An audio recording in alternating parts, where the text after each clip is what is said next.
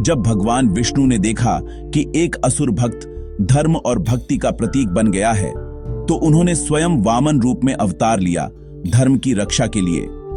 राजा महाबली, जिन्हें लोग प्यार से मावेली भी कहते हैं, महाबली असुर राजा प्रहलाद के पोते थे, लेकिन अपने दादा की तरह वे भी भगवान विष्णु के सच्चे भक्त थे। महाबली असुर कुल में जन्मे, पर हृदय से देवों से भी अधिक धर्मप्रिय और दयालु। उनके राज्य में कोई भूखा नहीं था, कोई दुखी नहीं था। हर कोई कहता था यह धरती ही स्वर्ग है। पर जब उन्होंने तीनों लोक जीत लिए, देवता भयभीत हो गए, कहीं स्वर्ग सदा के लिए न छिन जाए। उनकी करुणा और उदारता के किस्से देवताओं तक पहुंच गए, यहां तक कि स्वर्ग के इंद्रदेव भी चिंतित हो उठे। महाबली ने पराक्रम से तीनों लोकों पर विजय पाली। देवता, असुर और मनुष्य सब उनके अधीन आ गए। फिर देवता पहुंचे विष्णु के पास। प्रभु, यदि आपने कुछ न किया तो स्वर्ग सदा के लिए खो जाएगा। विष्णु मुस्कुराए और बोले, महाबली अधर्मी नहीं है, वे तो भक्त हैं। मैं युद्ध नहीं, नीति से धर्म की स्थापना करूंगा।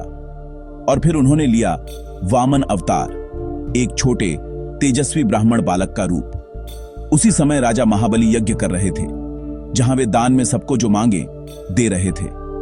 वामन बालक उनके पास आया और बोला, राजन, मुझे केवल 3 पग भूमि चाहिए। सभा में मौन छा गया। गुरु शुक्राचार्य बोले, राजन, यह कोई साधारण बालक नहीं। पर महाबली ने विनम्रता से कहा, यदि कोई याचक द्वार पर आए तो देना मेरा धर्म है। वचन देते ही वामन का आकार बढ़ने लगा। वह विशाल हुआ, विराट हुआ। त्रिविक्रम रूप में विष्णु प्रकट हुए। पहले पग में उन्होंने स्वर्ग नापा, दूसरे में पृथ्वी। अब तीसरे पग के लिए स्थान न बचा। विष्णु ने पूछा, राजन, अब तीसरा पग कहां रखूं? महाबली झुके और बोले, प्रभु रख दीजिए मेरे सिर पर, यही मेरी सबसे बड़ी प्राप्ति होगी। विष्णु ने चरण रखा और महाबली को पाताल लोक का राजा बना दिया, पर उन्हें अमृत और एक वरदान भी दिया।